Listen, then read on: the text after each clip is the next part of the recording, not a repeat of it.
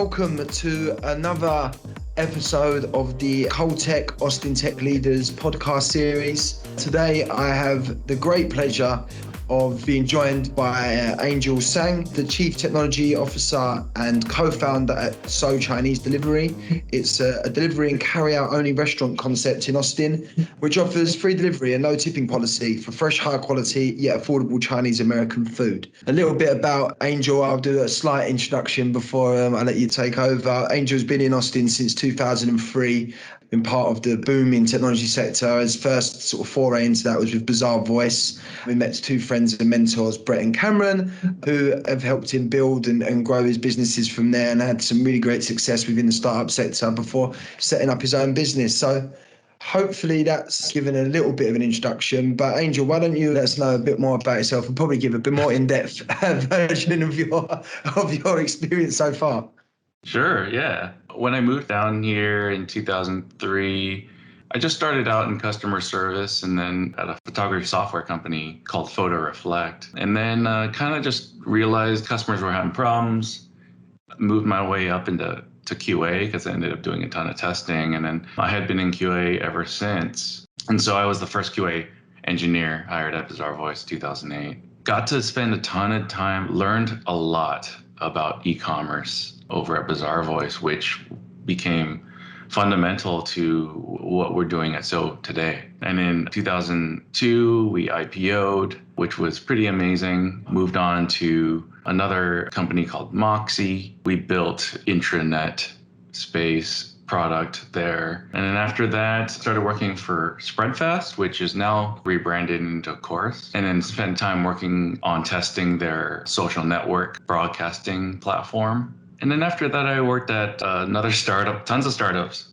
Yeah. Another startup called Edge Case, formerly called Compare Metrics. And again, this was another e-commerce foray where I spent a ton of time on the front end with product grids and product filters, learned a ton about e-commerce consumer behavior on the front end, which came in super handy for Tso again. And that's when I started Tso, 2016, with my buddy and colleague Min Cho. And so in 2016, or I guess right here, I'll talk about how the concept came about.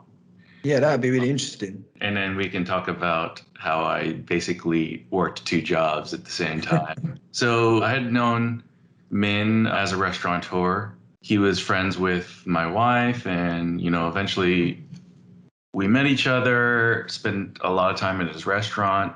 It was called Jenna's Asian Kitchen up in North Austin. We would talk about life, and he kind of came to understand what I did, and I was in the tech industry.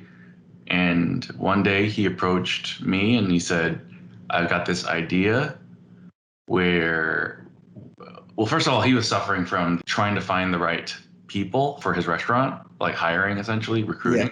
Yeah. I know someone who could help with that. Yeah. It's like trying to hire servers, trying to hire wait staff and cooks, finding the right people. And so he had this idea of kind of doing like a Tinder for employees in restaurants where you would like match people and restaurants. And so we started drafting up those requirements and came to a realization this was going to be a huge undertaking with kind of a lot of competition in the space. And he's like, well, I do have this other idea in my back pocket. What if we do exactly what we do, right? Like his is a Asian fusion restaurant, primarily Chinese food. He knows exactly what's the best sellers, right? He knows exactly what the numbers are for the kitchen, what the numbers look like on paper. And he's like, hey, and you do e-commerce, you know exactly how to optimize a website. What if we combine the two together and make it so that people are just ordering Chinese food online, and then we just do deliveries? And then you get rid of the whole wait staff problem.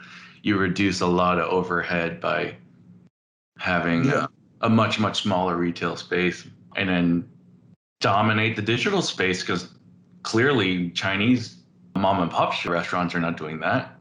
Yeah. Everybody now wants things that are as convenient as possible. Press a button, Yeah. Uber, Tinder, like everything, your dating, your journeys, ordering tickets online, wherever it may be, it's all digital and everything's built for convenience. So having a restaurant which is online and you can just go and pick up the food or get it delivered to you without having to leave your home. That's right. It seems now, so obviously it's back in 2016, right? So it seems now when you talk about it, it's like, it's obvious. More of an alien concept to people, right? Absolutely. Yeah. You don't think 2016 is that far back, but let me tell you this. I mean, we started writing code in 2016. We opened our first store in 2017, and the first people to like use them that weren't necessarily tech savvy. I mean, most people aren't. And they were a little bit put off. We definitely received complaints saying, I have cash in my hand. I want to just hand it to you in person.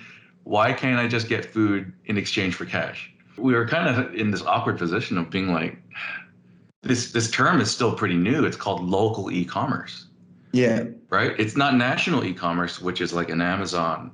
It's more of a D2C, like a direct to consumer. Yeah. Local D2C. We're building product in a local retail space and delivering it or allowing for local pickup. And people in 2017 were definitely not down. Yeah. No, it's so strange, like you say, that it doesn't sound like that long ago. Well, I just had to look now and realise, oh, it's 5 years, 4 years since 2000. Like, and so much has changed in that time. And I suppose that probably leads me on to my next question in terms of changes in the market. And obviously, you've been sort of in Austin since 2003. You've seen so much change in terms of the technology space, businesses, growth within the market, the VC money coming in, so on and so forth. What do you think's made the biggest impact or helped that change in the Austin tech scene, or what's been the enabler of that? Well, I think I've had a lot of exposure to e-commerce, right? And a lot of the world is a marketplace of random things, like all the things that we consume. And e-commerce really like didn't apply to most of those things early on, 20 years ago. But that it slowly crept into each individual industry. And I think Austin's got a really great pedigree for e-commerce. Bazaar Voice, obviously, for the ratings and reviews. They pioneered the ratings and reviews vertical, and basically monopolized it. Big Commerce is headquartered here in Austin, which is a great competitor to Squarespace, great for, the next step up for your normal small business to put a website online. And then there's that burgeoning D2C, direct to consumer, individual businesses that stand up alone and on a Shopify website or something like that and sell directly to consumers.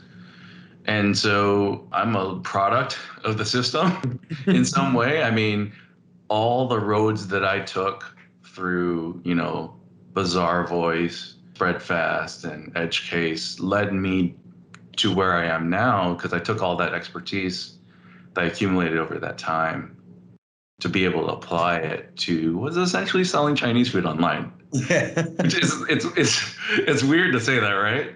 But I'm like going in and optimizing anything from like the SEO to the load times, to analyzing, putting a pixel on my Chinese website so that I can actually track the ROAS and the CAC on my customers. Stuff that the restaurant industry has just really, up until this day, is still far, far behind. Of course. And they're only just catching up. You mentioned earlier about sort of working two jobs when you first started. So as a CTO and co-founder of a business, obviously we're a startup company ourselves. You end up doing so many different things. I'm sure this isn't what I should be doing right now. But you end up, you're the cleaner, the coffee maker, the tech expert, everything, right? So tell us a bit more about that story. Starting the business, having to juggle two roles as co-founder and CTO, but I presume you meant as well as building Tso and then working elsewhere as well, trying to juggle that. That's something that I think a lot of people go through when they're starting a business because it's an idea and you've got to put some effort into it. Oh yeah. it seems that your experience was really intense. Sure. I went through my work experience and I didn't even really finish. After I started writing code, we started writing code for Tso 2016, ended up getting another job at a startup, just basically to support the family and maintain my level of living. But I started at a company called Medici, which is like a telehealth startup. And then after that, I went to another company called Dosh, which is a cashback marketing platform. Yep. That eventually got acquired by Cardlytics. So congrats to them. Meanwhile, after work, I'd be heading down to the restaurant and I did deliveries. Yeah. I mean, that's where we were at. We were so small at the time. They needed, the owners to come in and cover for a shift here or there. And so I was doing food deliveries at night. Did that give you like a much better perspective on the business and how it would work? And obviously delivery times are then down because you're trying to do everything, but being on the ground, having to build the application, run the restaurant, do the deliveries yourself, having that experience is probably, as the business is now growing, and we spoke earlier, looking at different ways in which you can grow, it gives you much better perspective on what the guys are doing on the ground, right? So it probably helps you be a better CEO as things grow. Yeah, I don't think I realized at the time, but I was learning a lot throughout my career in the startup space. I went to a lot of companies and I saw a lot of CEOs, and they're definitely all over the board, all over the spectrum in terms of what kind of examples they set. And I was mostly inspired by the leadership that would take the time to get down into the nitty gritty every once in a while, because it gives you that perspective of like how the entire company works. And so I took that with me to Tso. So if I'm driving and I'm in the kitchen, I say exactly, the software that we built is working, right? Yeah. And obviously coming from the testing and QA practice, I love testing stuff and always taking our software, to the extreme to make sure that it's robust. And so I like using it in practice, like me going to do the deliveries, me placing orders is really me testing the system, seeing how the customers feel about it. And so, I think a lot of restaurants do this. It's something that I don't know if startups do as well, which is like a lot of the corporate employees end up, they have to do shifts.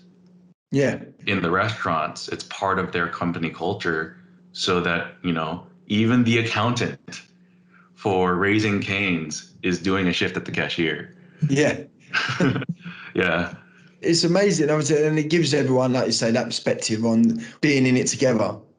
And actually, as the business grows, we've seen it go from here, and we've all done the different jobs within the business to be able to get us to where we are. So it gives everyone a really good perspective, and probably gets a lot more buy-in into the business from the employees, because everyone's doing different jobs, working different shifts, seeing how the way other people work. You feel like you're really in the nitty-gritty of the growth of the company. It builds that culture a lot more.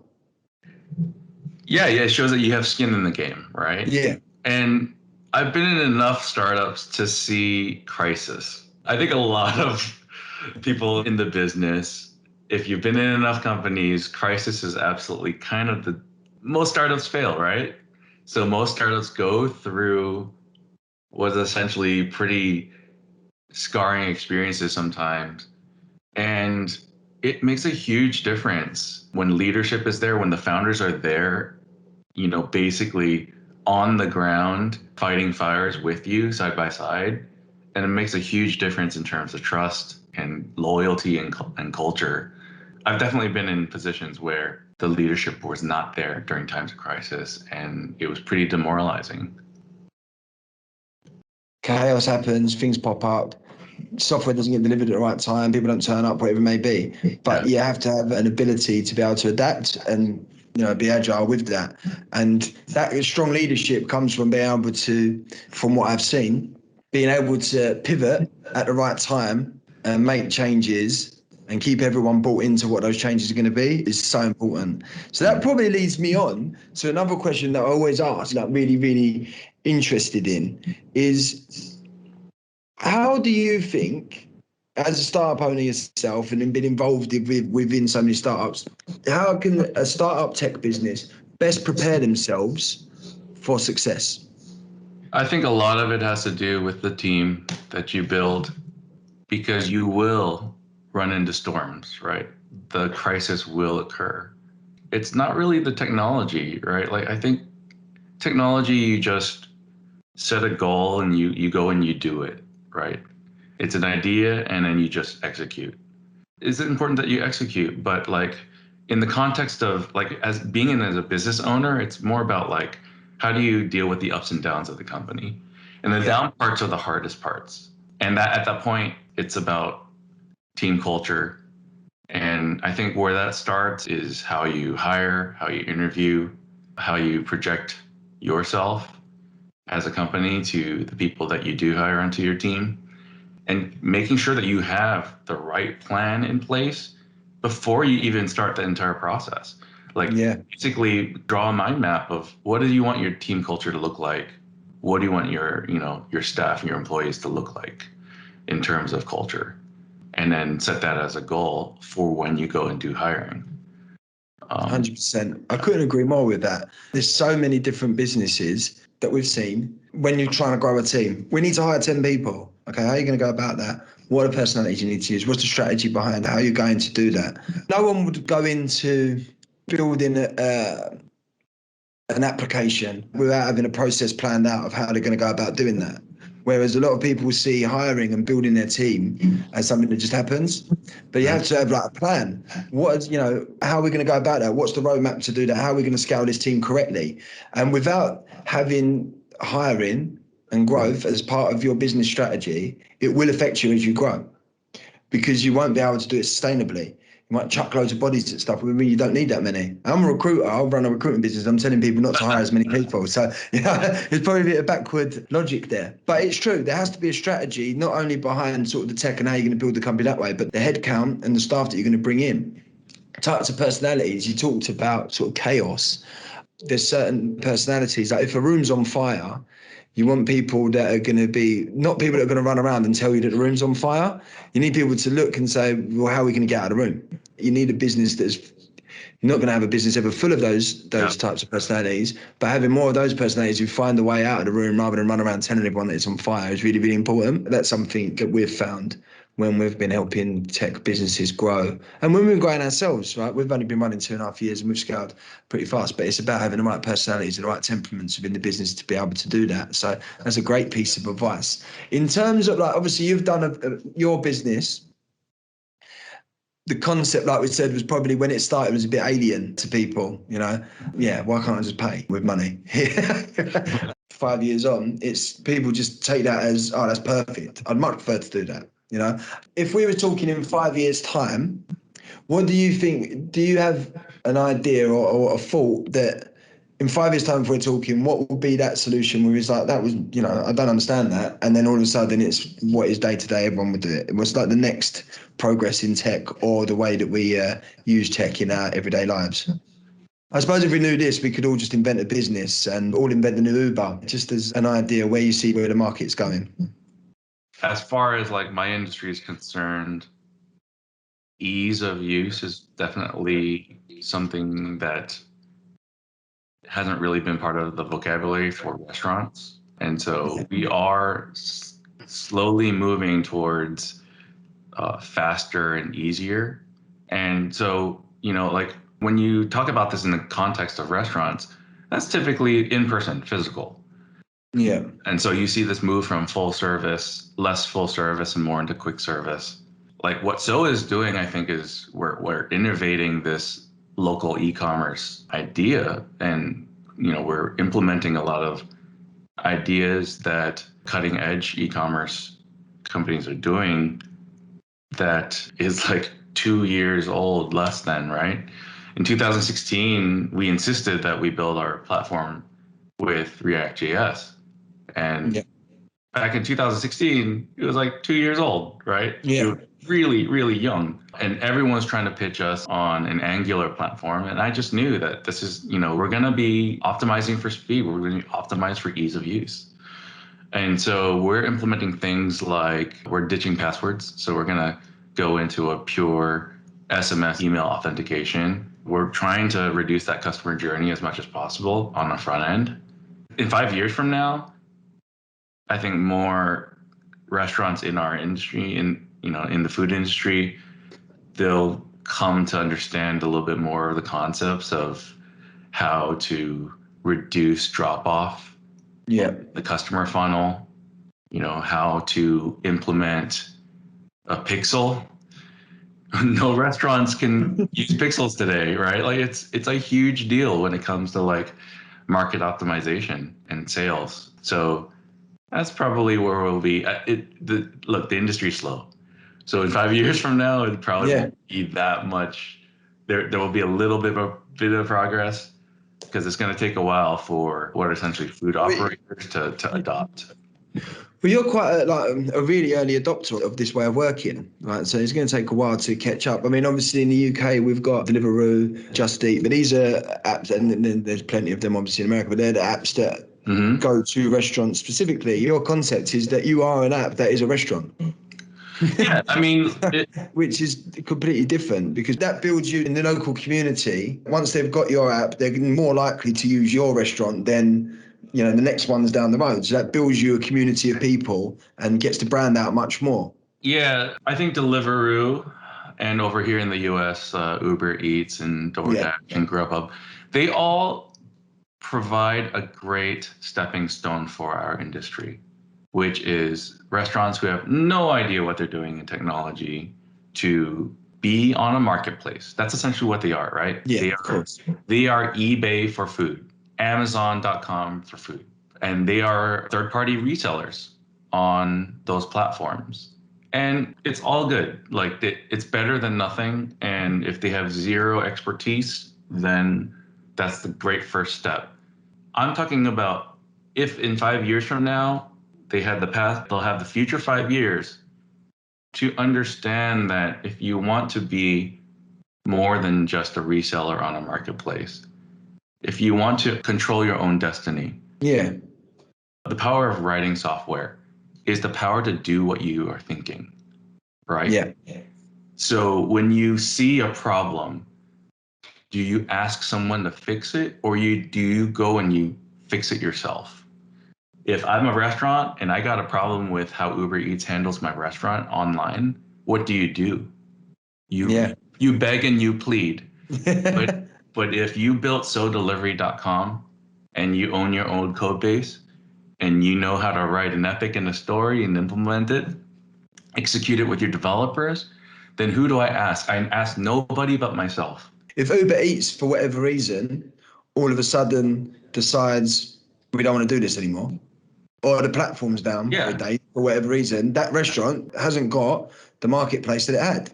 It doesn't have the ability to reach the amount of consumers that it did previously. Whereas you guys, as I say, you control your own destiny. It builds up more of a following within your particular restaurant. So then when you do open, that's probably what I was going to lead on to. The growth plans of Tso is to, I presume, open different locations around Austin and then wider Texas and the US.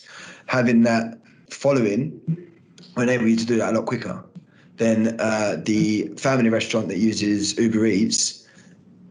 They're just that family restaurant that uses Uber Eats, right? This is a completely different concept. Yep. You're asking a third party to help you do your business at the end of the day. And those include the commission rates that they're going to demand from you.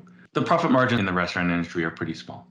Yeah, of course. So they are taking a lot of those profit margins that you could otherwise take and invest into your own platforms. We have the ambition to become a national brand, if not international. And that requires us to be able to optimize and streamline at the speed that we want it to.